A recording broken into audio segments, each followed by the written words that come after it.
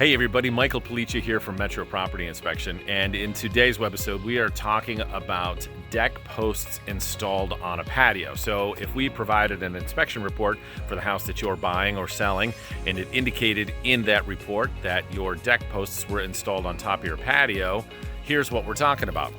So right here you can see we have a rather normal looking deck. And you'll notice that the deck posts are installed on top of the patio.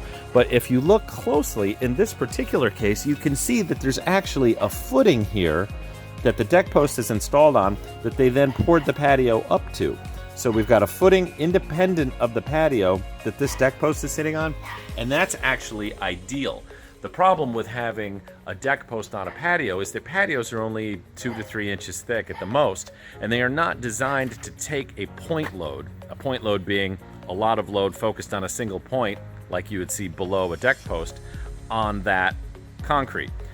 When it's on top of a pier, like you can see that's installed here, and that's installed here, that they then poured the patio up against, that is actually an ideal installation method because the patio is even with the top of the concrete, and yet the point load of the weight of the deck and everything that goes on the deck is being supported by the pier and not the patio below it. So if we called out deck posts on a patio as something that needed to be improved in your report, this is what we're talking about. Hopefully this was helpful, and we'll see you on the next episode.